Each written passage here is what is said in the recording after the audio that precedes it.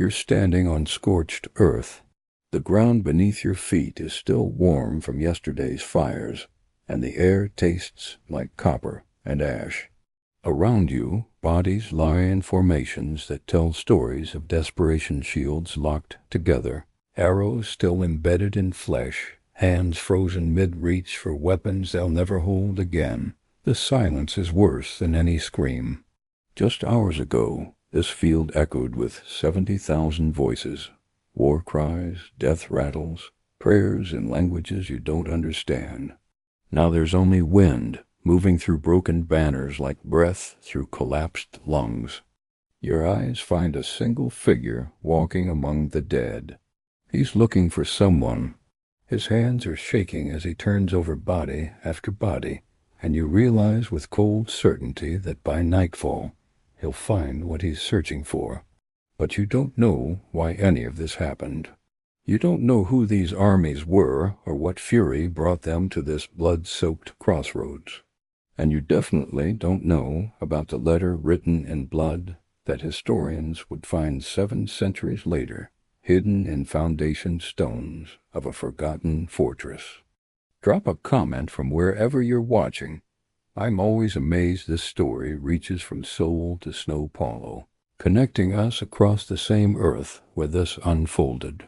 The year is 1299.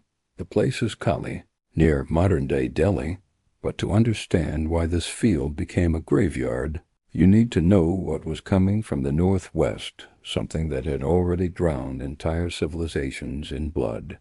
For 70 years, the Mongol Empire had been an apocalypse with hooves. They'd erased the Khwarezmian Empire so thoroughly that cities vanished from maps.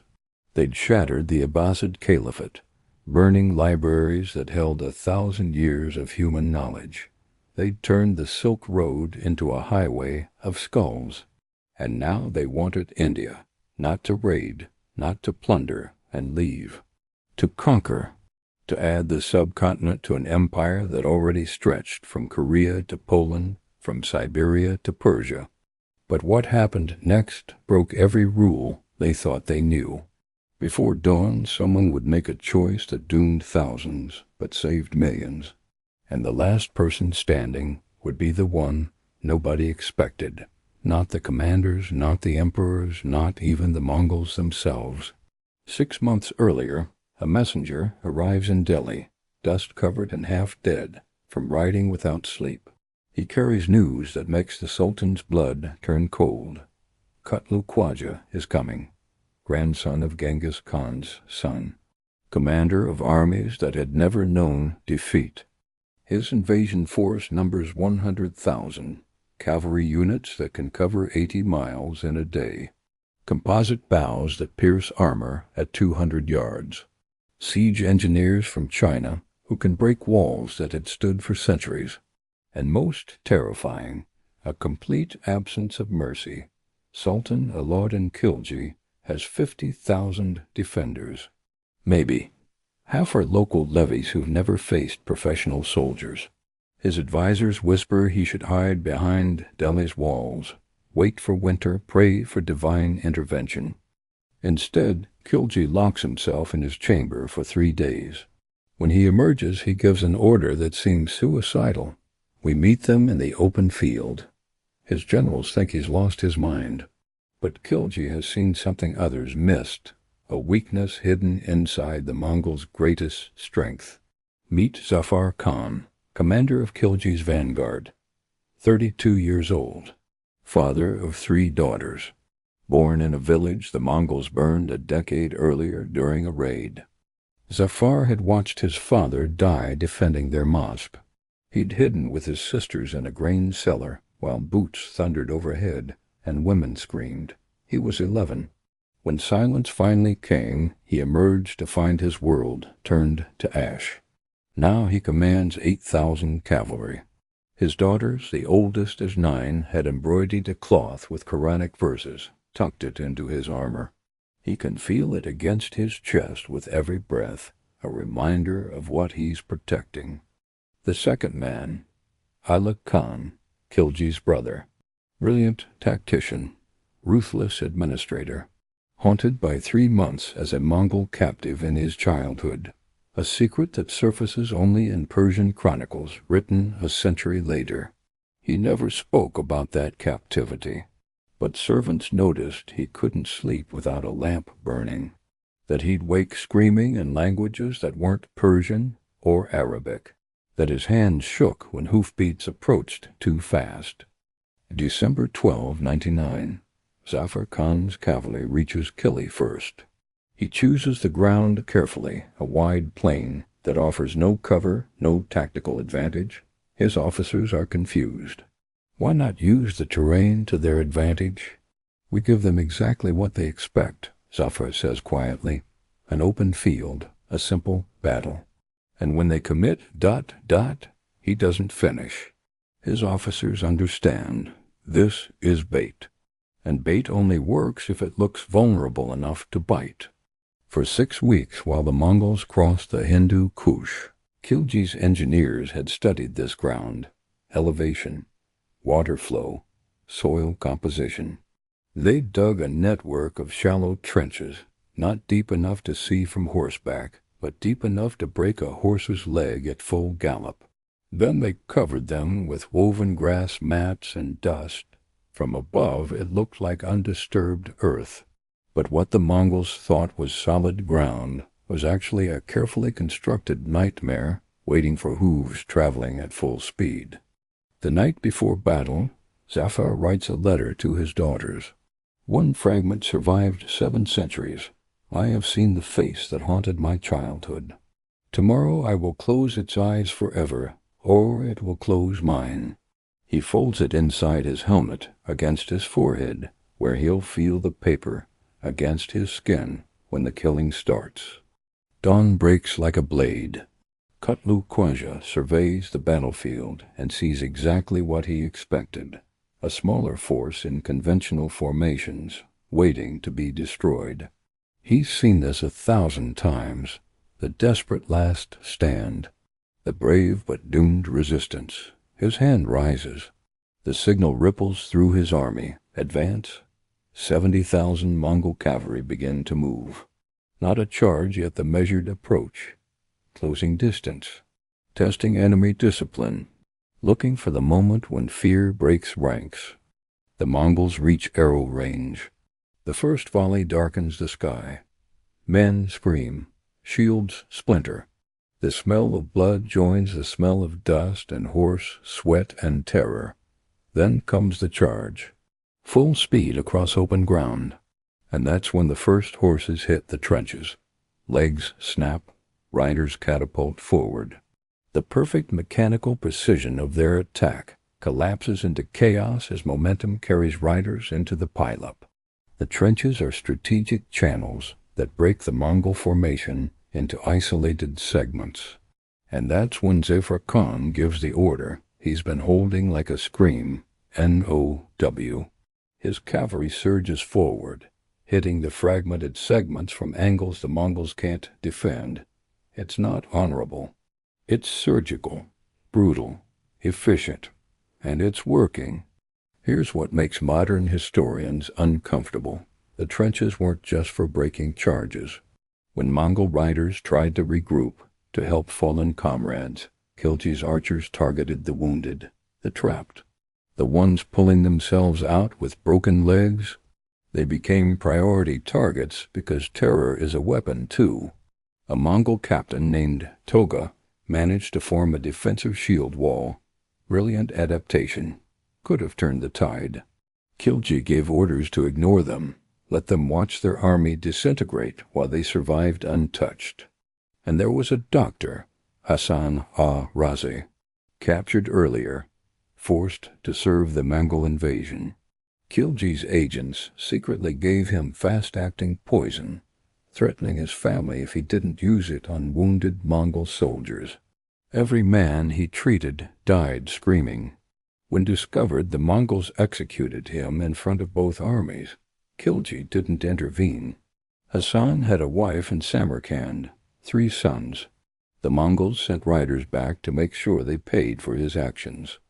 Hour 5, winter sun overhead, turning the field into a furnace of blood and steel. Zafar Khan's unit has pushed too deep.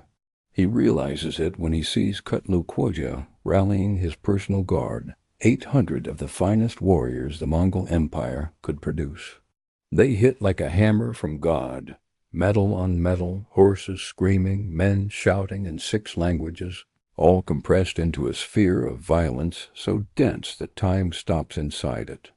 Zafar finds himself face to face with a Mongol warrior barely 20 years old, blood streaming from a cut above his eye, terrified. This boy has never been in a battle his army was losing. They lock weapons.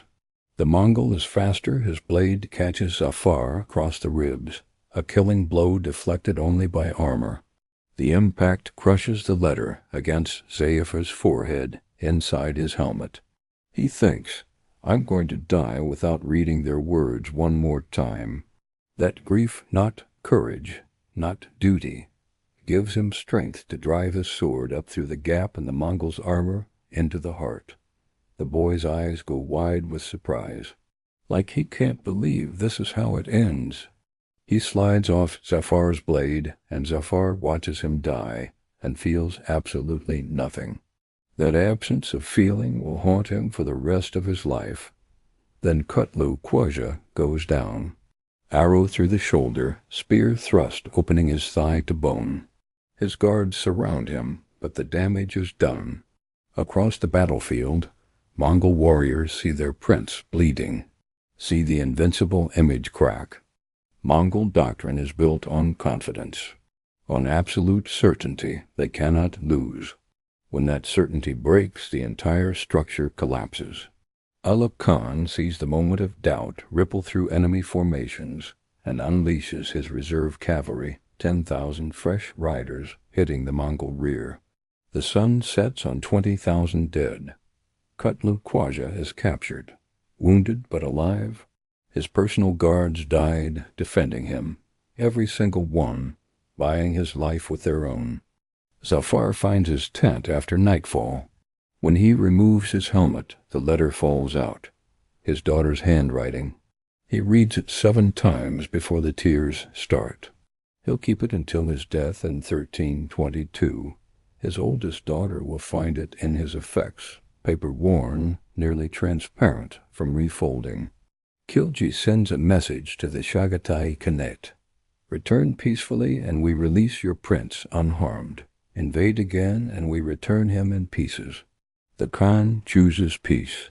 Kutlu is ransomed 6 months later for a sum that could have funded another invasion.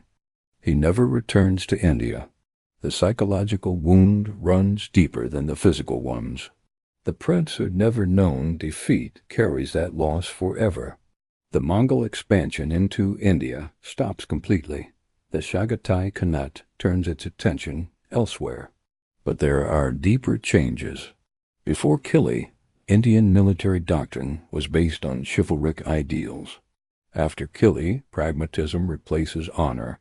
Trenches, traps, poisoned doctors, these become acceptable because they work. Within a generation, every major Indian sultanate adopts the lessons of Kili. In 1978, archaeologists excavating near Kili found a letter written in blood, hidden in foundation stones of a burned granary. Carbon dating revealed it was from 1299. Translation took 3 years, the script. Mixed Persian with local dialects. The author, a scribe traveling with the Mongol army. His job was recording logistics, but in the final days his entries became personal. He described watching the battle, the initial confidence, the confusion when the charge broke, the panic when Kutlu fell. He writes, I have seen 30 battles and never seen us retreat. We do not know how to lose. It is killing us. Then the withdrawal, the rage that replaced discipline. He documents unit commanders ordering villages burned, not for strategic purpose, but for pride's restoration. The scribe describes an officer named Buka ordering inhabitants locked in a granary and burned alive. 47 skeletons were recovered from that site. 23 children. The scribe wrote, I tried to intervene. Buka struck me and said the only reason I lived was because someone needed to record this. So I record. We burned children because we could not burn our shame. The letter ends abruptly. Archaeologists believe he was killed for documenting war crimes. His body was never found. But the letter survived 7 centuries to reveal what victory costs. DNA analysis of Kili remains in 2019 revealed something shocking. 15% showed Central Asian origin expected for Mongol forces, but 10% showed markers from Delhi, Indian subcontinental ancestry. These weren't invaders. They were locals who joined the Mongol army. Economic records suggest the Mongols recruited heavily from conquered territories. Better pay, better equipment, security for families. Thousands of Indians marched with Kutlu Khwaja, fighting against their own land. When the battle turned, they faced impossible choices: surrender and execution as traitors or fight to death. The DNA evidence shows they died at disproportionately high rates. Zafar Khan's journal contains a troubling entry dated 2 days after the battle. He describes interrogating a captured soldier who spoke fluent Hindi. The man had joined the Mongols because the Sultan's tax collectors seized his farm. Zafar writes, I asked if he knew what he'd done, fighting for those who burned his land. He asked if I knew what we'd done, serving sultans who starved his family. I had no answer. You're back where we started, the scorched earth, the warm ground, the man walking among the dead, hands shaking as he searches. But now you know why. Now you understand those 70,000 voices belong to men from a dozen territories, speaking 8 languages, fighting for reasons as complex as ambition and as simple as survival. The field at Kili is farmland now. Wheat grows where warriors fell. Farmers plow up arrowheads, armor fragments, bones made brittle as chalk. Most don't know what they're finding. They till it back into soil and plant next season's crop. But locals say if you visit at dawn, when mist rises from the ground like breath, you can still hear hoofbeats, moving away into distance, fading but never quite gone. The monsters could die. Zafar proved it. And the letter written in blood waited 700 years to tell us. Victory is complicated. Its price echoes through centuries, in bones beneath wheat fields, in stories we tell to justify what we did to each other.